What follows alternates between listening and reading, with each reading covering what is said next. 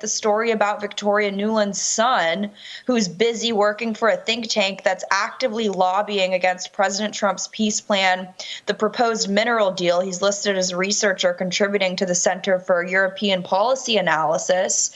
This shows you how it is not just a family grift, but it really is the Washington consensus, whereby they view these sort of foreign, endless, forever wars as a way, everyone in the Nuland family makes a paycheck off of killing young American boys and girls in the name of democracy.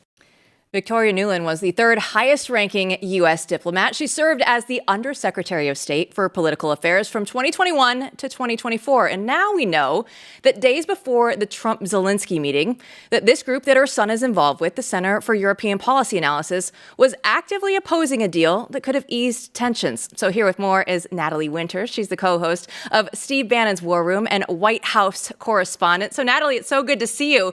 So let's go through this, right? The Nuland family. How are they trying to cash in on the war in Ukraine?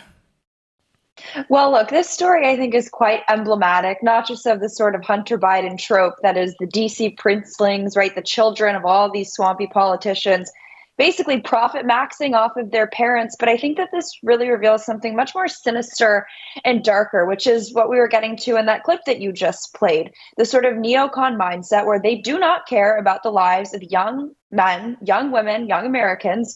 They just want to continue these forever wars. And they've identified Ukraine as sort of their next, I think, avenue to do that. And in the case of Victoria Nuland's son, I think it's quite representative of, I guess they would maybe call it family values.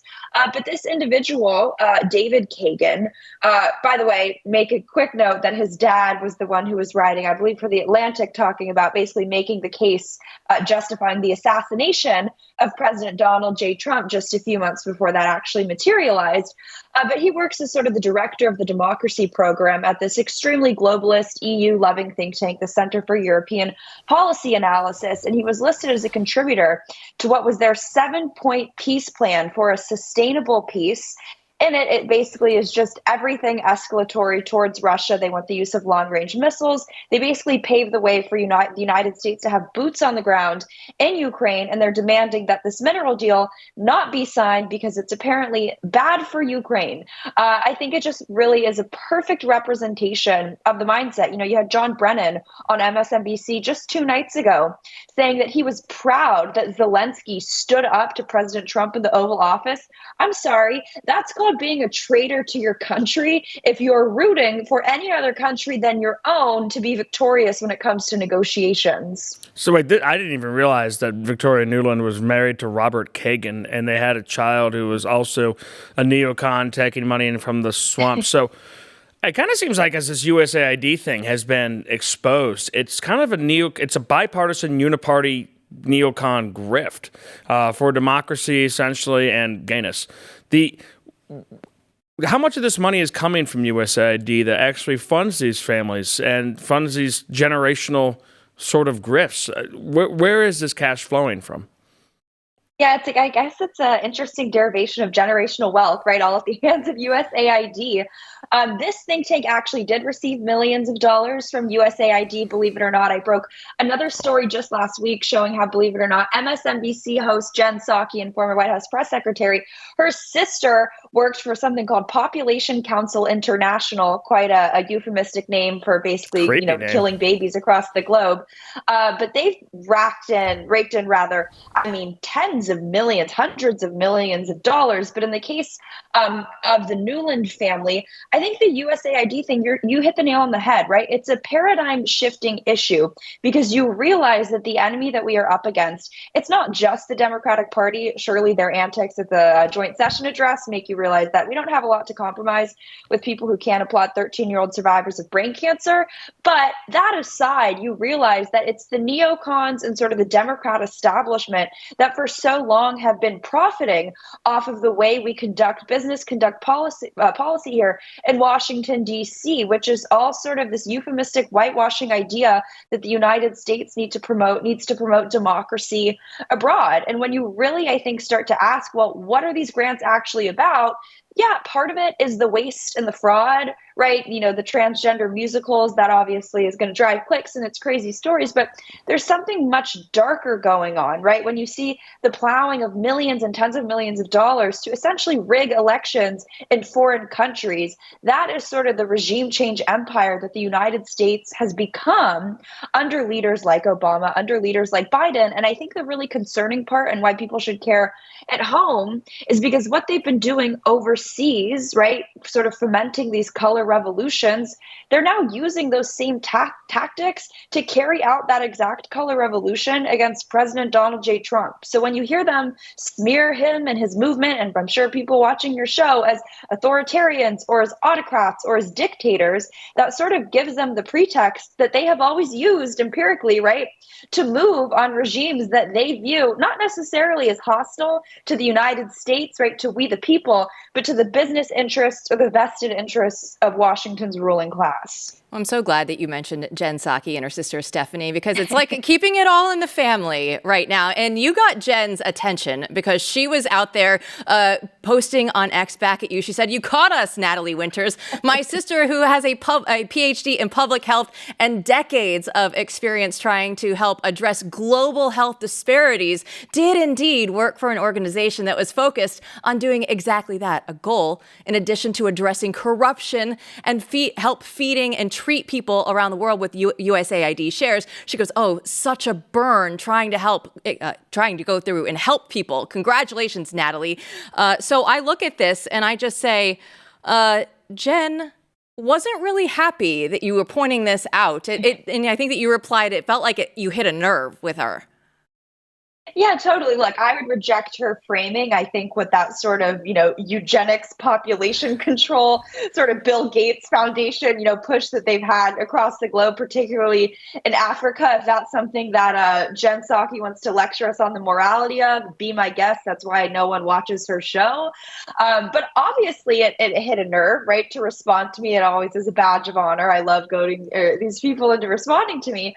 Just last week, Mark Zaid, one of the famous whistleblower attorneys for President Trump's first impeachment, had sort of a similar freakout moment. But I don't even really think it's about me or the story. What it is that these people, whether you want to describe them as part of the sort of media elite, the Beltway elite, just the swamp, frankly, they're so used to getting away with it, right? Accountability is something so foreign to them that they just don't like being called out, let alone by platforms that frankly have larger audience size than they do. I always say both in terms of quality and quantity of audience.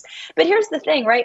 These people like Jen Psaki and really just more broadly, most people in DC, they're used to Republicans who think accountability comes in the form of strongly worded letters and harshly worded tweets, right? The same people who lecture us about fiscal sanity and the deficit for decades are the same people who sat idly by and did nothing about the copious amounts of waste, fraud, and abuse that USAID was engaging in, and they knew it all along. Now they want to sit there and act like they're all about Doge. I'm sorry, what have they done for the last decade, right? Only increase the deficit and spending by trillions of dollars.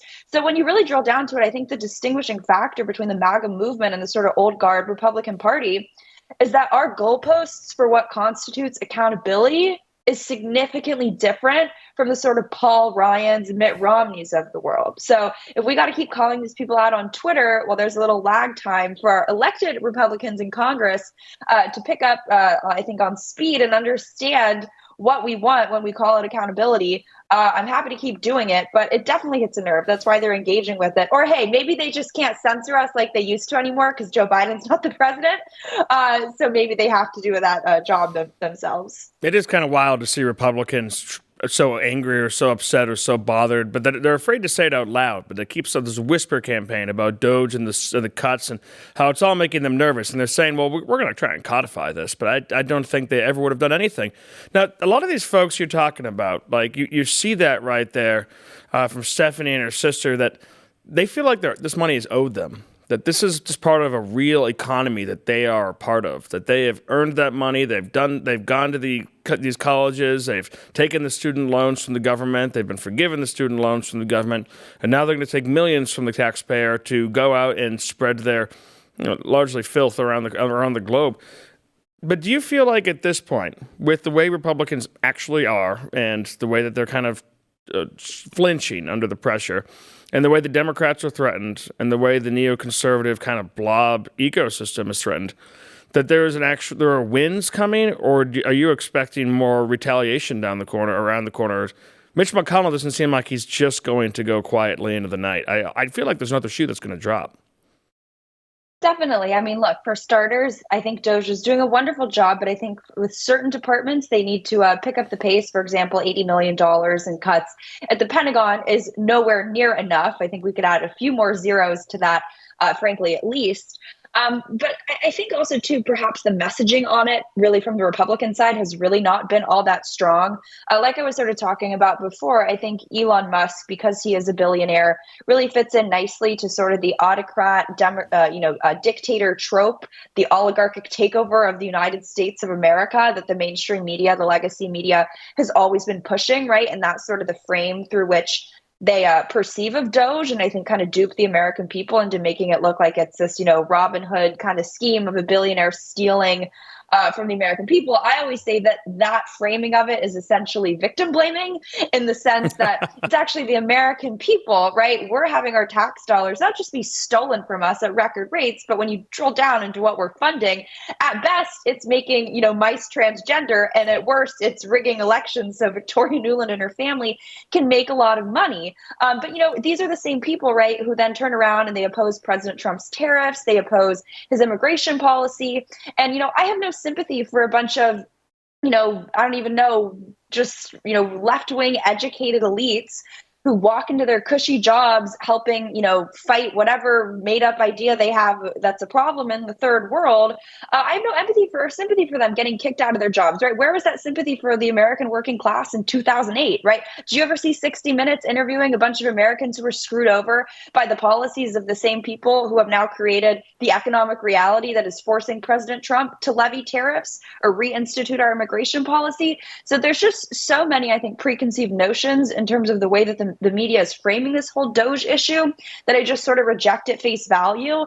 But unfortunately, like you were alluding to, when everyone on the Republican side of the football is not actually on our team, and so much of it is performative activism, right? The same people who are joining the Doge caucus and posting the selfies with Elon are also the same people who are, fighting to send truckloads more in terms of aid to Ukraine, right? It doesn't quite square. So I guess it's a tale as old as time, right? It's nothing new. It's Republicans being weak and feckless and lying. But I think the only difference is that this kind of social media ecosystem through which we inhabit, and the fact that we do have President Trump in office, and shows like yours, shows like War Room, right? We have the ability to push back and move the needle. And it's why your audience is so critical and, joining the fight. Yeah, it does seem like those posters I see outside of my office and the streets on my commute, Elon Musk, I'm stealing from you, only makes sense in Washington, D.C., because it's the rest of the country's money. It doesn't seem to make any sense on that. But the Democrats do seem to have a sympathy problem here. That one side, they're trying to paint as very sympathetic, all of these federal workers. And I know that there are families, and I have neighbors and people who are dealing with this, and they have to make hard decisions like I've had to make before when companies I was working for didn't end up working out. It's a difficult time. But at the same time, they cannot seem to be sympathetic for any of the people who are at the State of the Union, including a child with brain cancer who was, a tear-jerking moment when he was made an honorary agent of the Secret Service. And I think I'll toss it right back to you because you had some questions on that list. Yeah, this was one of my favorite moments of the week, Natalie, right? DJ Daniel, he is absolutely the star on Capitol Hill, and we actually do have your interaction with him. So let's go ahead and take a look at that. Very nice to meet you. DJ Daniels, so amazing. I just Absolutely realized incredible. that that's the first Thank time I you. ever shook the woman's hand. That's crazy.